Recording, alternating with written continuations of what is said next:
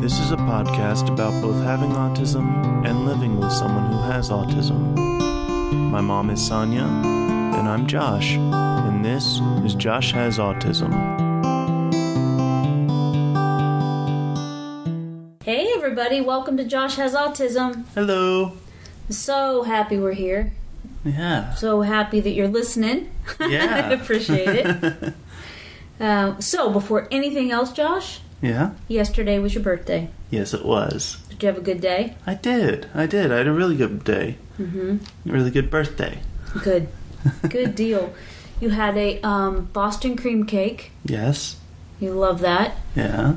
And your sister found you some ice cream that we'd never heard of before. Yeah. Creole cream cheese Yes. ice cream. Yeah. And I don't know if you know this or not, Uh-huh. but she took it home with her. It was left in the container. She took it home. Oh, She's like, man. this is excellent. So she took it. But you got some really cool things. Yeah. Got to spend time with family. Absolutely. You got to spend time with friends. Yeah. And you go to groups at every 6 o'clock Mm-hmm. and on Tuesdays. And you did that yesterday. Yeah. And I hear that they did something pretty cool for you. Yeah, they threw me a birthday party. That's cool. Yeah. Mm-hmm. Was it fun? It was. It was. And they sang to you. Yeah. And and they all gave me a card that everybody had signed. That's neat. Yeah, it sang to me too. It sang to you? Yeah. That's pretty cool. Did it sing Happy Birthday? No, it sang Shake Your Booty. Oh. Well, of course it did. That's funny. That is funny. So, I'm glad that you had a good day. Happy birthday. Thank you. And I'm just happy that it went the way that it did. Because you seemed real happy yesterday. Yeah. That's cool. And now I'm 30. 30 years old. Holy crap. Yeah. That. Yeah. Pretty crazy. Yeah. Today I want to talk to you about what we did last Friday. When I spoke, and at the end of the speech, you came up on stage and did the Q&A at the conference. Yeah, that was pretty cool. Yeah. Yeah. You enjoyed it? I did. Mm-hmm. It was the first time I've done the Q&A session with you. Mm-hmm. That was so cool. Yeah, that's awesome. Yeah. That's awesome. Did it feel good? It did. You didn't seem nervous at all. Well, I've been on stage so many times to perform, Yeah. like for chorus and things like that. Mm-hmm. I don't get stage fright. Right. And you are accustomed at this point because you help to lead groups Yeah. on that Tuesday evening, and you are accustomed to speaking in front of people. Yeah. Right. So what I want to ask you about specifically is that this conference started at 9 o'clock, and I was the first speaker, and when I was done, you came up, and they did Q&A for a while. 20 minutes or so. Mm-hmm. Yeah. And we ran out of time. So there were so many questions that we ran out of time, Yeah. and we had to stop. Yeah. And then after, when there were breaks, people would come up and find you Yeah. to ask questions. Not only that, but other speakers that were there for the thing Mm-hmm. were using us as examples. Yeah, yes. He was so nice. Yeah. Just a wonderful guy. Yeah. I really enjoyed his speech. Yeah. And the fact that he came over and talked afterwards, too, was just really nice. Really nice. So, you stayed there until like around noon-ish, Yeah. I guess we could say, right? Yeah. And so that's a few hours of being in an environment where there's a lot of people, and you just were up there doing a Q&A, and then during breaks, people would come and talk to you. Yeah. And that seems like I just want to know how that felt. Was it whatever it was to you, daunting or exciting? It wasn't daunting per se. It was nothing against the people there. It was stressful to me, but that's just because of who I am. Right, sure. But at the same time, it was so cool. Because, here are these people coming up to me that have really good questions or want advice about either their autistic child or it's one of their students that may have autism. And it's just so cool listening to these stories that people have too, about, hey, I relate to this. Right. So you really made an impact with what you shared, with the answers, because one thing that we've talked about before, it's not only on the podcast, just in life, to be able to share honestly and without filtering what it is that we need to say. I think that's an opening for people to be able to do the same. Yeah. So they experienced what we just shared up there, and it was in that vein very, I guess, vulnerable, and vulnerability. It's different. There's a difference. Vulnerability. Yeah. Came along with the speech and the Q&A. And because of that, I think people really felt comfortable asking or sharing whatever it is that they were experiencing without any need for questioning whether that should happen or hold back, I guess, Yeah. And so I'm so grateful. There were some really wonderful people there. Yeah. And I had a really good time getting to know them, and just really cool. Yeah, same here. Yeah. So something that I know that from way back when you were diagnosed with autism, one of the things that I was told is that basically entails difficulty with social interaction. And so part of social interaction is communicating. And you did that for a prolonged period of time. So I'm wondering how you felt afterwards. Drained. Like, I was exhausted. I came home and I slept for 3 hours. You did. You came home, you slept for 3 hours, you got up, we took you out to eat. Yeah. And then you came home and then slept the whole night. Yeah. And so I would definitely, I can see what you're saying is that you were drained because it just looked like it. Yeah. As much as that exhausted you, though, that's something that you want to do again? Yeah. Because it seemed like you're really good at it, and it seemed like you really enjoyed it. I do.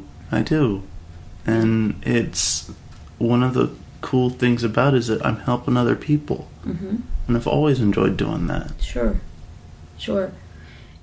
And from when you were diagnosed, you say because you're 30. You're 30 now. So when you were diagnosed, you were 7. Yeah. And a lot of things have changed since then. A lot of more information has come out to the public. That helpful guidelines and better understanding. All kinds of things have happened in that time frame. When you were diagnosed, I was told that all the things you couldn't do, because doctors do that. But one of the things that they did talk about was this social interaction difficulty. You're not going to be able to have friends, really not going to have friends. You're not really going to, among other things. And I bring that one up in particular because you are very effective at communicating. And what I think is so interesting, not only in the podcast, but like you did last week, is that you've matured and you're able to articulate the things that maybe once you weren't able to, but you still can recognize those feelings and that the sensation that you had when you were a kid. Yeah. And you've said before that you still feel that you can just handle it better now, and you're also have just, since you've matured, are able to share and put into words how you feel about it. Yeah. And I think that it is so helpful because there's a lot of folks out there on the spectrum that are going through the things that you've gone through, and they're not at a point where they're able to express themselves just yet. Right. So what you're doing for people is putting words and giving understanding to the situation that you've lived and they're finding themselves in right now. And I know they were professionals there, so they had concerns about their students or their clients. Mm-hmm.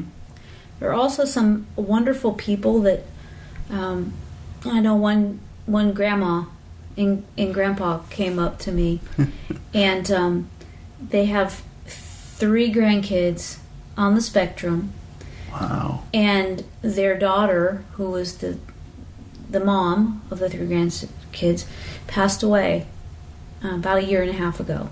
Mm-hmm. And now the grandparents are doing the very best that they can, which is a hard situation anyway. Yeah. But she shared with me that the insight that came with this presentation was so helpful to her, that she had now new ways to approach what it is she needs to approach, new ways of thinking, and has a new understanding. And it just feels to me like what's better in life than a feeling of making a difference for somebody. Yeah. And yeah. It makes all the stress worth it. Absolutely. I agree with you. I agree. So you were able to, we weren't right next to one another, so after the speech, we sat down because there was another speaker. Mm-hmm. Then after that, there was a break, and we were not right there together, yet I saw that people were in line. Yeah. They had formed a line to get to talk to you. Yeah. Which is really cool. And there was a time when talking to one person for just a few minutes was daunting. Yeah. And you had a hard time looking them in the eye and concentrating on what they were saying and be able to answer them effectively. And it seems like you did all of that. Mm-hmm. And did it feel like that to you when you were talking to one person after the next? Were you exhausted then, or did it hit you afterwards? I was tired then, but not exhausted. Whenever I get exhausted, that's when I let you know that I've had enough. Yes. Mm-hmm. Yeah. Yeah. And that's true for every situation. Yeah. Like whether we're all here together, the whole family's here, and now you just say, I need to step away for a while. Yeah. Mm-hmm. So what was that like overall then? You weren't nervous about getting up there.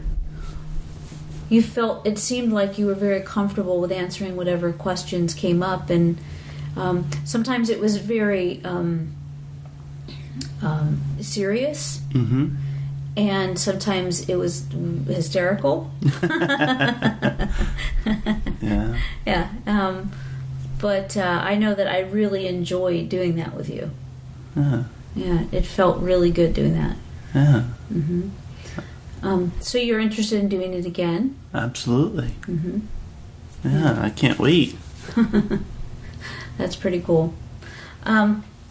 Anything else that you experienced during that time that you want to talk about that may be helpful to anybody else that's listening, that you might share about that experience?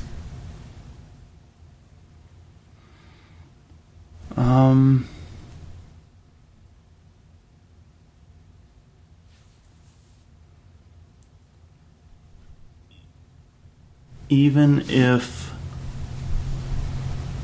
someone with autism may not look like they're paying attention to something like that, or just to anyone that's talking, one big thing to remember is that we're hypersensitive about things. We know what's being said. It's just a matter of the social skills to show that we know. That's a really good point. So that when you were younger, you could not articulate that, and now you can. Mm-hmm. So you're saying for those that have those folks in their lives that are on the spectrum, even though they might not be putting words to their conversations, they're present. Yeah. And they're taking it in. Yeah, even if they're not looking you in the eye, which is something that I've learned to do. All right. They're still listening to you. Mm-hmm.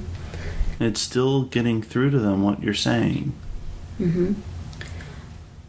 I remember that being something that was worked on with you a lot, was looking someone in the eye. Yeah. I also know that it was something that, not that it comes naturally to you, but like other things that I remember back when I was being taught. So it was, basically what happened is that there were people that would teach me so that I could teach you. Mm-hmm. And they call that transferring of skills. So I was learning how to do the things that you needed to learn to do, and then I would mimic them, or I would, all during the day, all the time that we were together, point that out to you and ask you to do something. So there were years where I would say, look me in the eye, or yeah. You remember that? Yeah.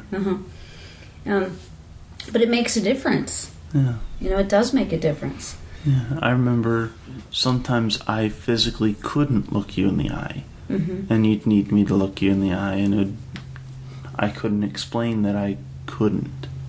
Right. Yes. And it was hard for me to understand that sometimes. Like, why can't you just look me in the eye? I'm right here looking at you, and your eyes are everywhere but here. Yeah. Yes. But that's something that you have mastered at this point. Yeah. Is it still something that you have to... Because again, when you were learning some things, the way that it was explained to me is that it might not ever... The things that you do might not ever become a natural thing that you do. It might take a couple beats, and then the teaching, the reminders and the prompting and redirecting, all that stuff kicks in. So it might give a couple beats, and then you do this because you've learned to do it, not that it comes naturally. Right. So in regards to that, does it feel like looking people in the eye now, it comes naturally, or is it something that you still have to work on? Or work at? That's what I meant to say. There are some times where I just don't want to do anything, let alone look someone in the eye. But I think it's more subconsciously I do it now because I know I'm supposed to. So I just do it at this point. And more so than it taking a beat or anything like that. Okay. Right. I know you well enough to know that I wasn't worried about you at all in this type setting, you doing the Q&A at the end of the speech. Not worried at all, because you've done that on a smaller scale many, many times. You've gotten in trouble enough times. Well, that too.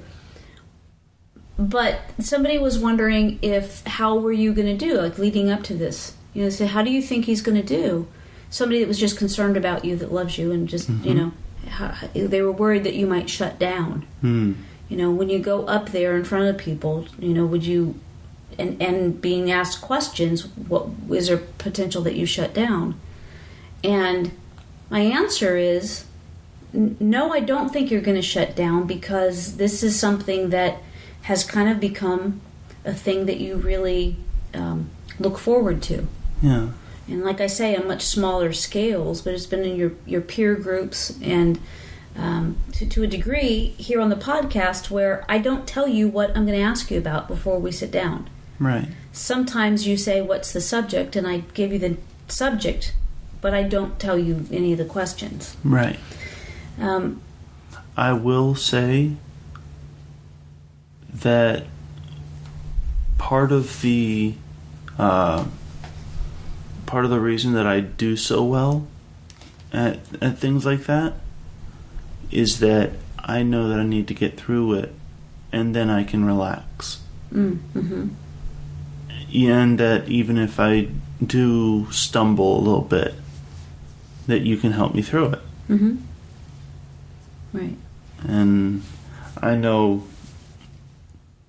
what it's like to be terrified on the stage. I mean, when did that happen? I screwed up during a musical. Oh. And I was out of reflex. I answered with one of my answers that I answered to a question, like, "How are you doing?" That was the question. Oh, I'm like, I'm doing well. How about you? Oh.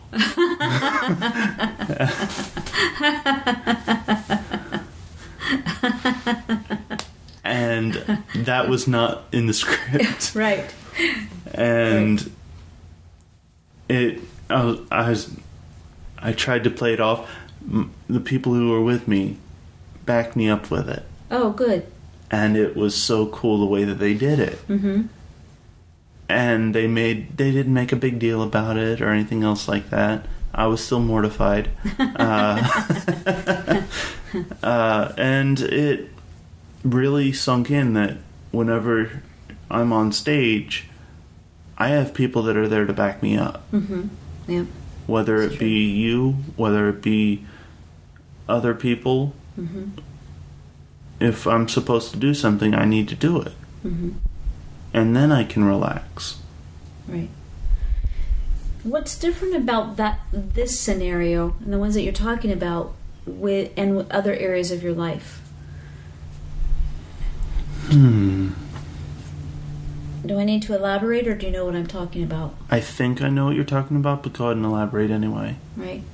So you saying that you need to do this, just get through it, and then you can relax.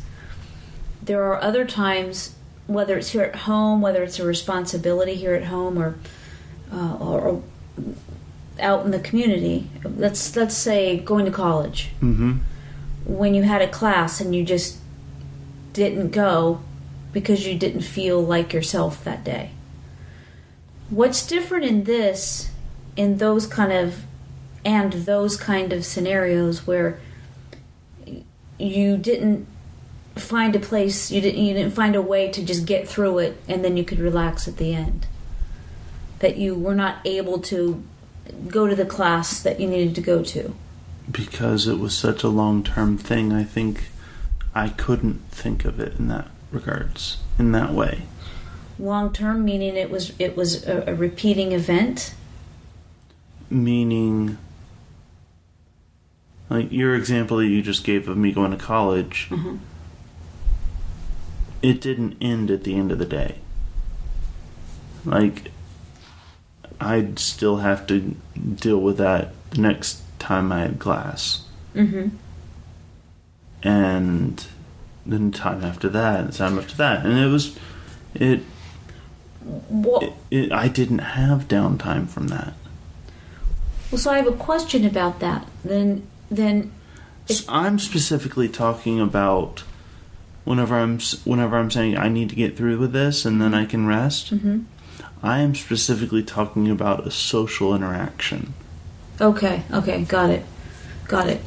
And it makes a difference too, doesn't it, that you want to be doing this. You want to be doing this with me up there on the stage in front of a room full of people. Yeah. You want to be doing that.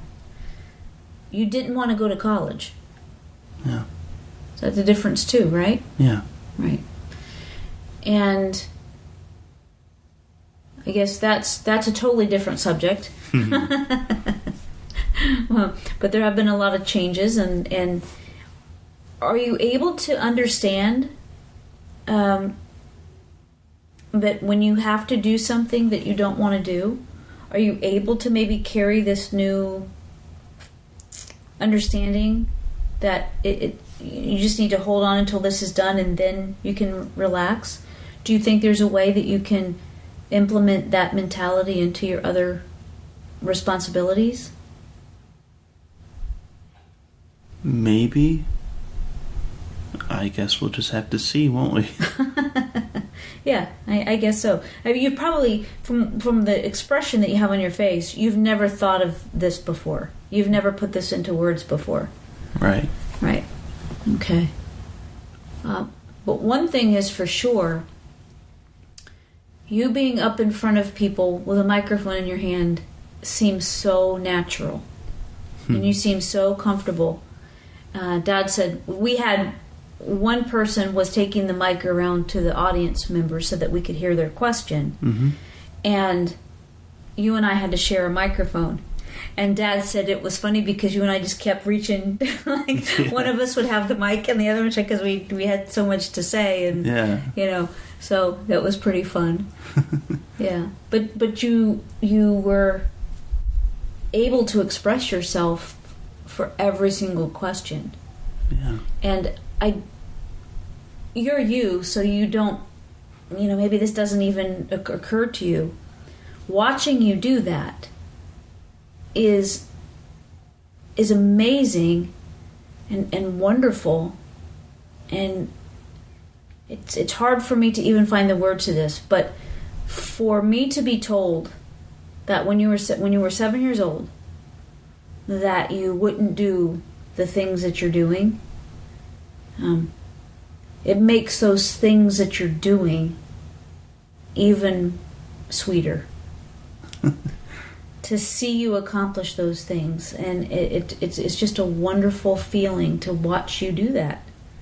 And there's something about the connection that you have with people that's pretty amazing too. So I do want to ask you about that, because I think and mention that sometimes, especially people that don't have family members on the autism spectrum,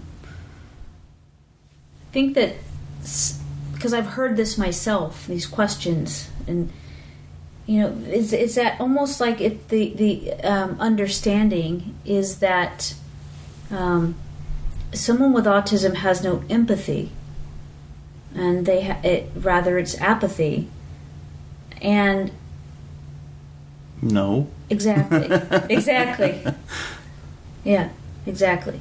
Yeah. So a difficult time communicating doesn't mean there's not feelings going on. Right. Doesn't mean there's not an awareness of what's taking place.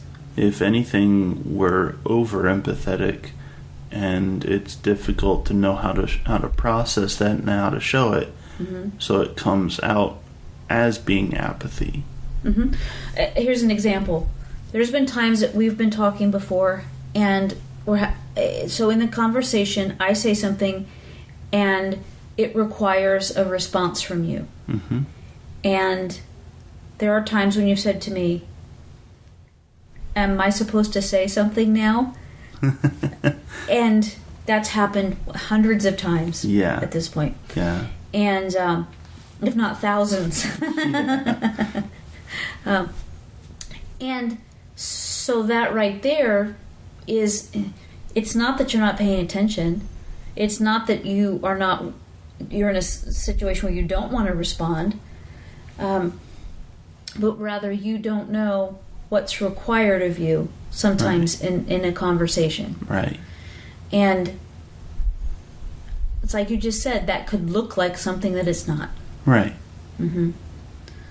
And so because I've seen you express yourself so well as an adult that to me it's not surprising, but I did get a lot of those questions of, was I worried about you shutting down and not being able to do this? And I never once thought that. But also, you always have an out. Yeah. And that's the thing that you were talking about before. If you don't, if for some reason an answer doesn't come to you, then like Dad said, I'll be all grabby and take the mic. Yeah. And a lot of times it just takes me starting a thought, getting things moving, that energy flowing in that direction, that you're like, oh, now I know. And, and then you get grabby and take the mic back. But yeah, so I feel like you're kind of, you have that insulation kind of, that it's fine. Everything's good. Yeah. Yeah. So, okay. You're telling me that you're done? Very soon, yeah. Okay. Josh just did that signal to me, where like directors say cut. Like they move their hand over in front of their neck. He's telling me he's done. All right. I get it. I get it. All right. Well, I'm just proud of you for doing all of that. I'm proud of you. I understand that it wiped you out. And I also understand that you want more of this. Yeah. So we'll work on that. We'll get some more speeches that, where it's an opportunity for you to come at the end of it and do the Q&A. That'd be cool. Yeah. Yeah. All right. Well, happy birthday again. Thank you. And thank you, everybody, for listening. We appreciate you so much. If you could find us somewhere and do the podcast, and if you can rate us with 5 stars, that would be awesome. It helps to bump us up so more people can find us, I think. Is that right? I think so. If you're having a hard time listening to this, you can find the email, sonyaking.com. Go to the website, SONYAKING, and you can let us know if you have any questions or any concerns, or let me know if some of the I guess platforms, I don't know what they're called, but like if there's Spotify, there's iTunes, there's YouTube. Yeah. If programs, if you're having troubles with any of those, please let us know so we can take care of that. Platforms are things like Mac or PC. Oh, okay. So, again, everybody, thank you so much for hanging out with us, and I'm so proud of Josh. I'm so proud of him, and I'm so grateful that I get to share him with everybody. So anyway, everybody have a great day. We'll talk again next week. Love you. Bye.